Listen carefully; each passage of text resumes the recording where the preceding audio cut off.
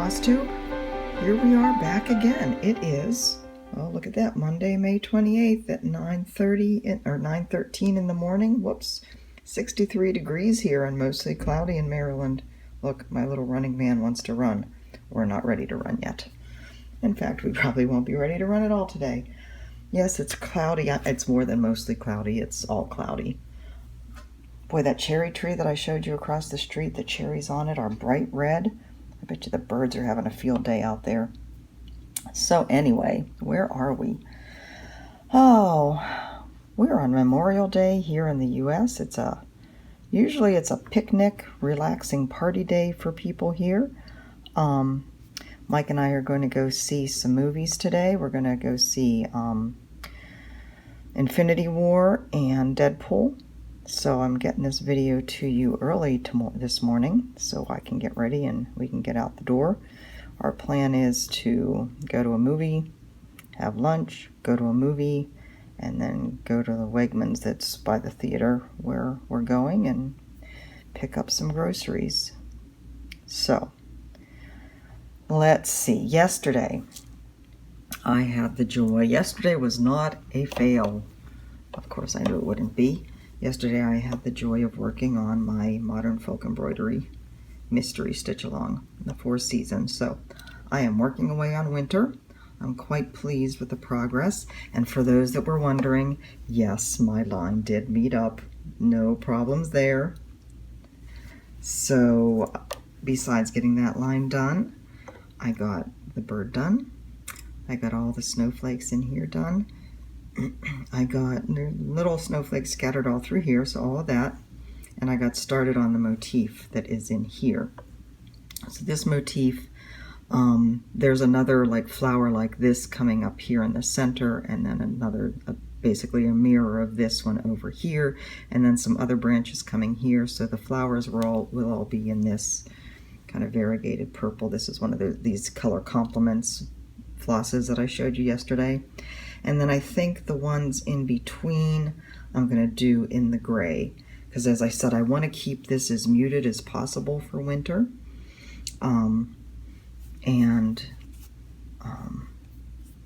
Just with these touches of brown. I'm not going to do any more of the brown. I kind of wish I had made those gray, but I'm not taking any more out than I have to.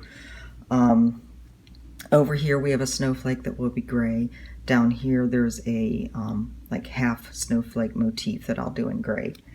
Down here, like I said, on the 5th part, I believe there's a couple of trees. I'm going to do that in the brown. So the majority of them I'm going to try and keep in gray. So once I get done with this is the January motif, I think I'm going to work across.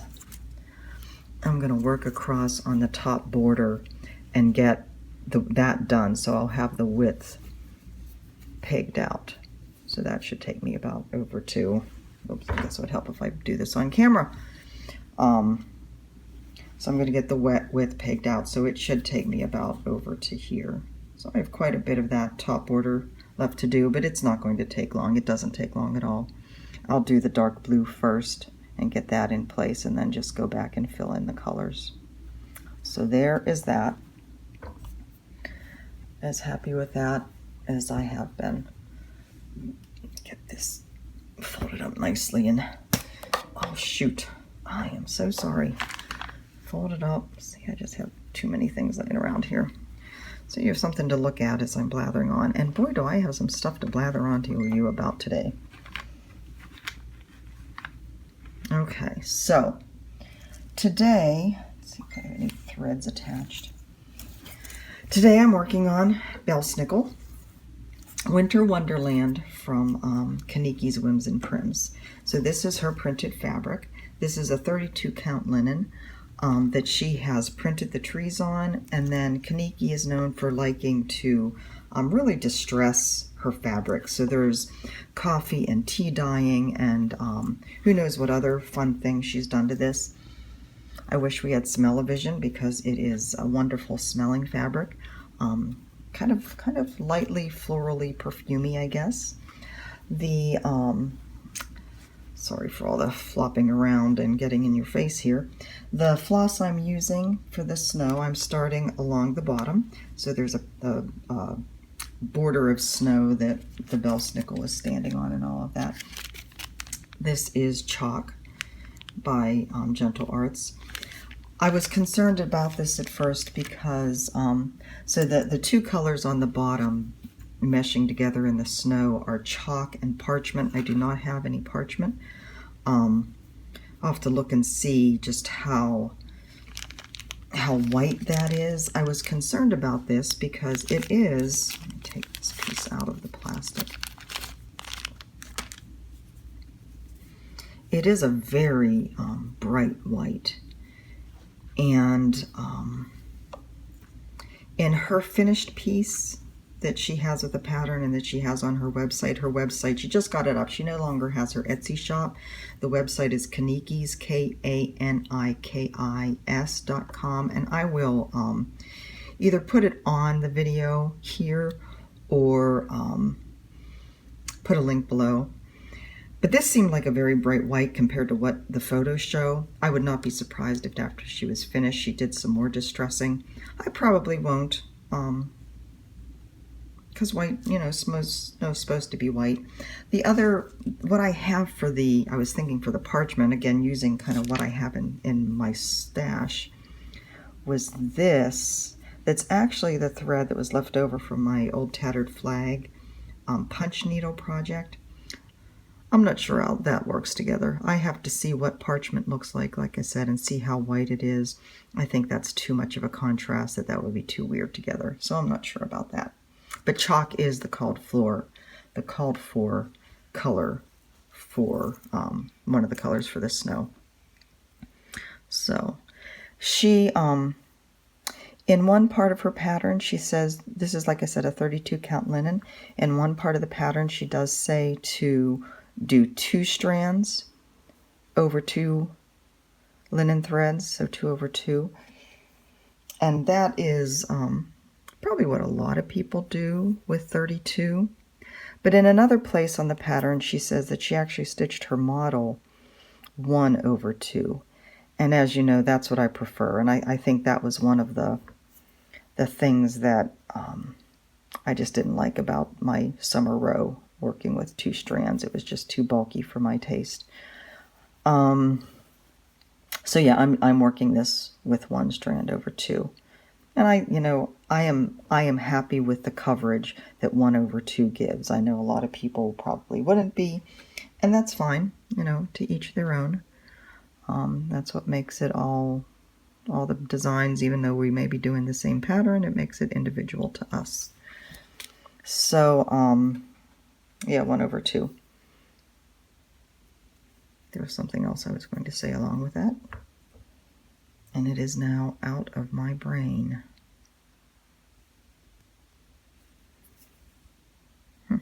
Don't even remember. Oh, that's the other thing. So I am, just as a side note, my comment about the going over 2 on the summer row, or 2 over 2 on the summer row, is what reminded me. I am posting about all of these projects, about my Stitch Mania days, on my blog. So if you want more pictures of my projects, more information, I'm trying to keep note of color changes as well. So if you want all that kind of information, I am putting it on my blog. I have a lot of the previous days to go back and catch up on, but I'll get to that eventually. So I was going to talk to you today about Belsnickels. So the character, let me get the picture here.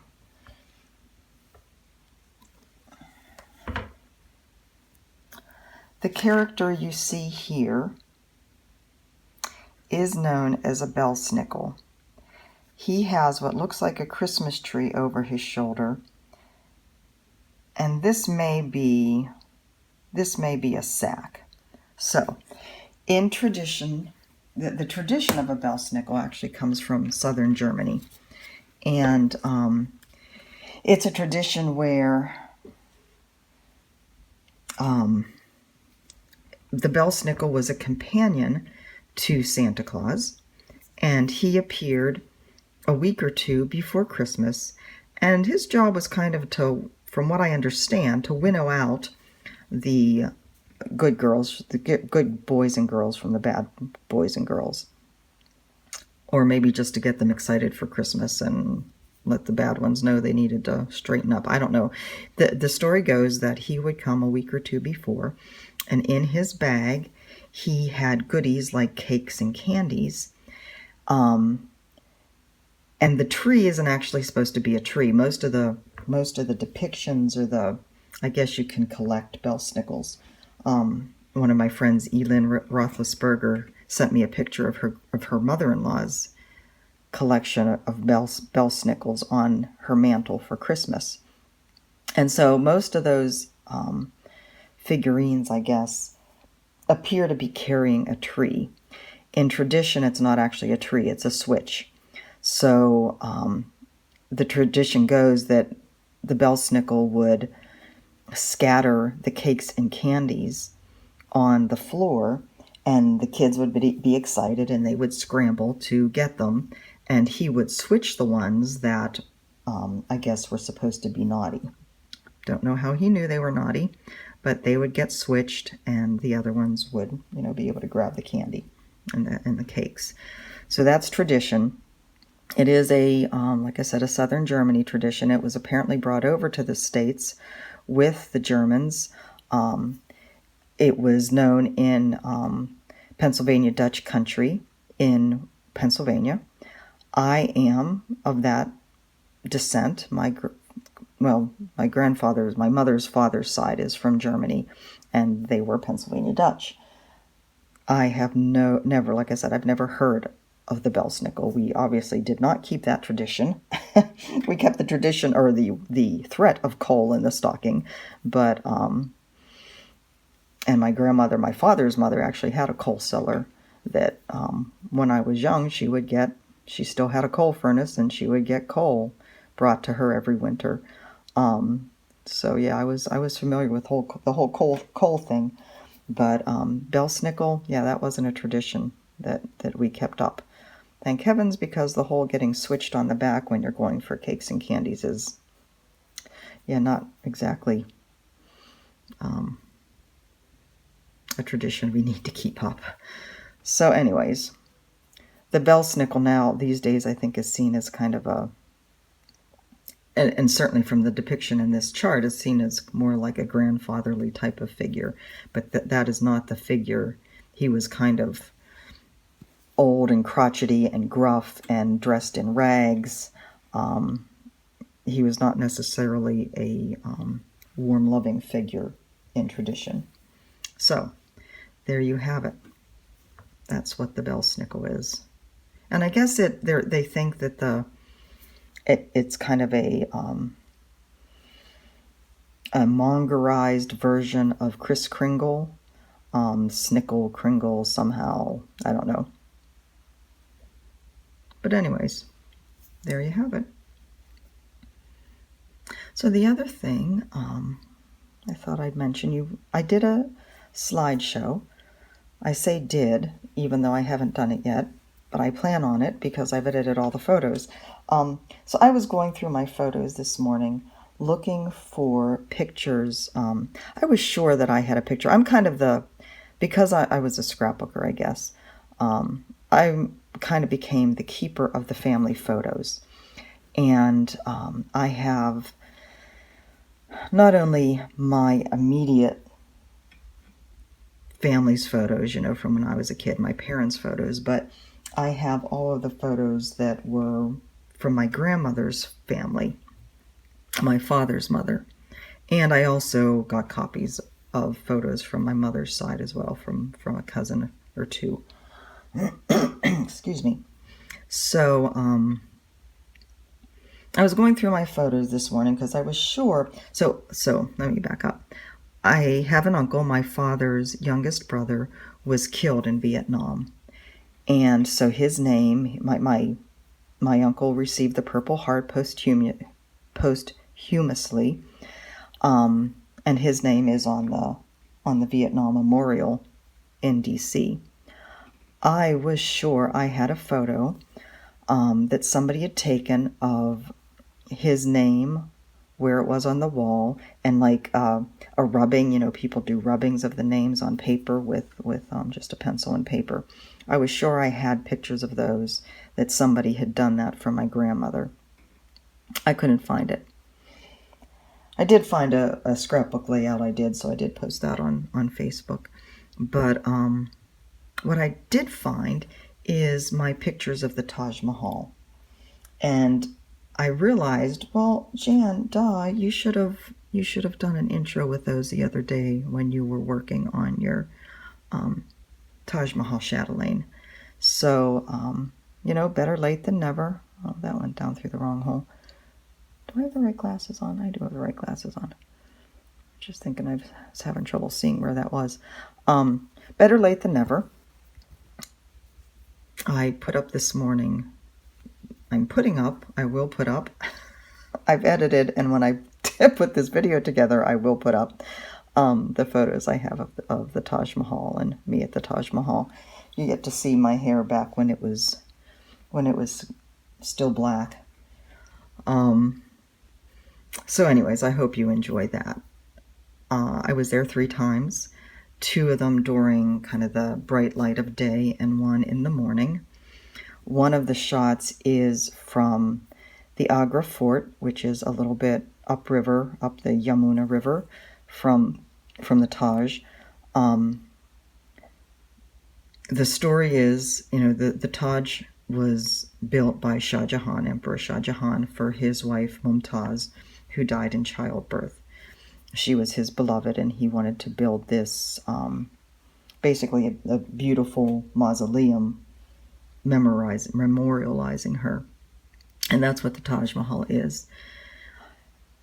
His son was furious that he was spending so much money on so much of basically of his fortune, of his inheritance on this. So eventually he overthrew Shah Jahan and took over. His name was, oh shoot, can't remember now. It starts with a J. And he imprisoned his father in the Agra Fort. The Agra Fort is also something that Shah Jahan built. He imprisoned him in a place where the legend goes, whatever the stories go, in a part of the fort that he could look down the river and see the Taj Mahal. And so one of the pictures that I have is looking downriver to the Taj from Agra Fort. And that was the morning, one of the morning trips that we took. And so it's kind of hazy, and part of it is probably pollution, looking downriver to the Taj Mahal.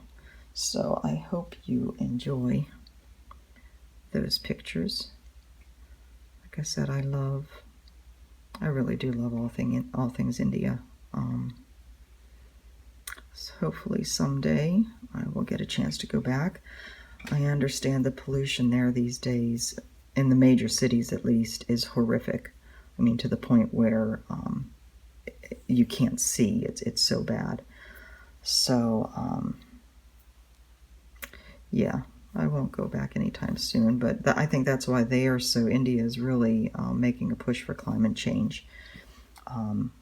They are one of the signatories of the Paris Climate Agreement, and they are really making an effort to change things, because it's pretty much impossible to have a life outdoors in the major cities in India these days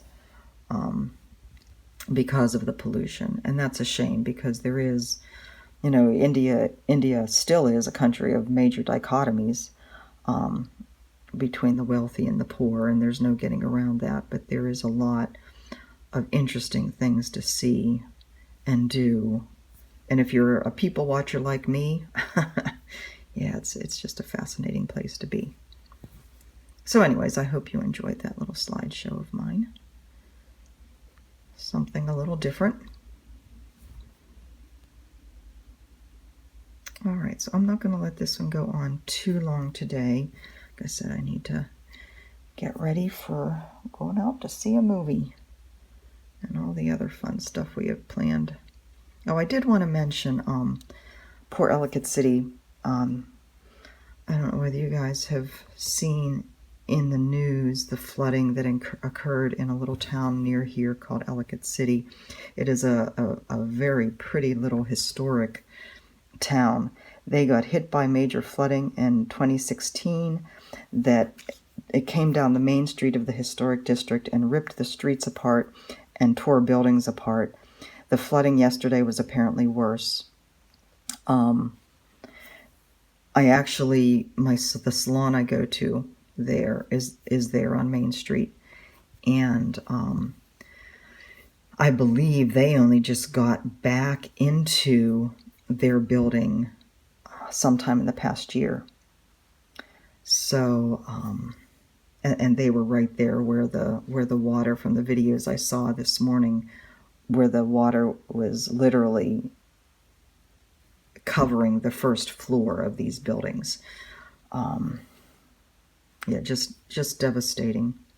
So I hope they are all, it's not like, I believe there are people that live on the second floor of a lot of these buildings. I don't think any of them do, but still, if the business is ripped apart again, that's just really, really hard to deal with.